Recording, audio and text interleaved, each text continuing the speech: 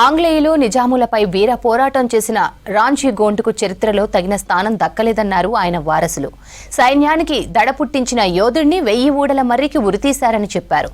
గోండు వీరుని గొప్ప చరిత్రను ప్రపంచానికి తెలిసేలా చేయాలంటున్న రాంజీ గోండు వారసులతో అంజయ్య ఫేస్ టు ఫేస్.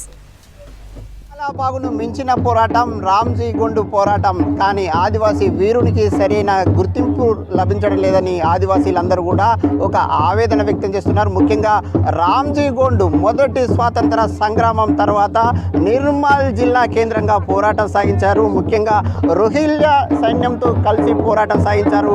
నిజాంని ఎదిరించారు. నిజాంని ఎదిరించిన ఏదైతే రామ్జీ గోండును అదేవిధంగా ఆయన అనుచరులను నిర్మల్ జిల్లా కేంద్రంలోని 1000 ఊడల మర్రి 1000 మందిని ఆయన రామ్జీ గోండును అదేవిధంగా ఆయన అనుచరులను గురి చేశారు. కానీ ఇంతటి చరిత్ర కలిగిన ఆదివాసీ యోధునికి సరైన గుర్తింపు లభించడం లేదని ఆదివాసీలందరూ కూడా ఈ వర్ధంతి సందర్భంగా ఒక ఆవేదన ఆందోళన వ్యక్తం చేస్తున్నారు. అదేవిధంగా ఉమ్మడి ఆదిలాబాద్ జిల్లా వ్యాప్తంగా కూడా ఏదైతే ఆదివాసీ గూడాల్లో ముఖ్యంగా మర్సా కోల పరివారకు సంబంధించిన వాళ్ళందరూ కూడా నివాళులర్పిస్తున్నారు. ఆయన కీర్తిని చాటుతున్నారు. ఈ సందర్భంగా ఆయనకు ఏ విధంగా ఆయన చరిత్రను భవిష్యత్ తరాలకు అందించాలనే అంశంపై మనతో మాట్లాడడానికి అంకాపూర్ గూడెంలో మనతో పాటు ఆదివాసీ ఎవరైతే రామ్జీ గోండుకు సంబంధించిన పరివారం ఉన్నారో వారు మనతో పాటు ఉన్నారు. వారిని తెలుసుకుందాం.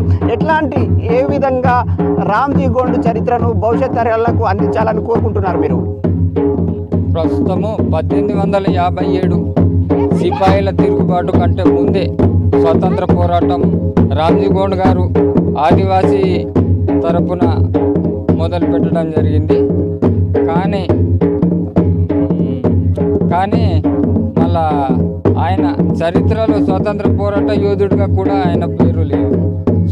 స్వాతంత్ర పోరాట యోధుడిగా ఆయన పేరును లిఖించి తర్వాత ఆయన మ్యూజియం నిర్మించాలి. అలాగే రామ్జీ గోండ్ గారు ఉమ్మడి ఆదిలాబాద్ నుండి ఆసిఫాబాద్, నిర్మల్, చంద్రపూర్ వరకు పాలించి రామ్జీ గోండుకు మీకు ఎట్లాంటి అనుబంధం ఉంది? ఎందుకోసం మీరు నివాళులు అర్పిస్తున్నారు?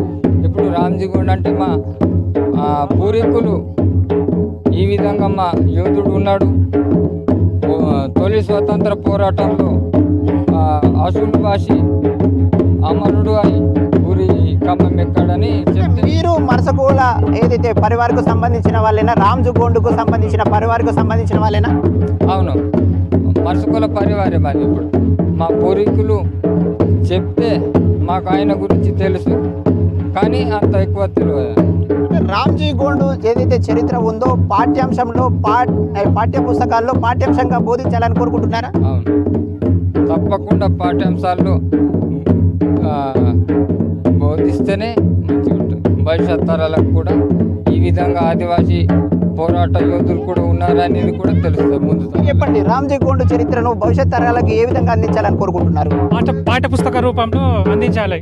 అలాగే సిబిఎస్ సిలబస్లో కూడా పెట్టాలని ఇది వీళ్ళందరూ కూడా ఎవరైతే రామ్జీ గోండుకు సంబంధించిన మరసకోల పరివార్ వారందరూ కూడా ఒక సర్కార్ను ఒక విన్నపం కోరుతున్నారు. ముఖ్యంగా రామ్జీ గోండు ఏదైతే జలియన్ వాలాబాగ్ను మించి పోరాటం సాగించారో అలాంటి పోరాటానికి సర్కారు సరైన గుర్తింపు ఇవ్వడం లేదు. భవిష్యత్ తరాలకి రామ్జీ గోండు పోరాట స్ఫూర్తిని అందించడానికి రామ్జీ గోండు పాఠ్యాంశంగా అందించాలని మరసకోల పరివార్ సర్కార్ను కోరుతుంది.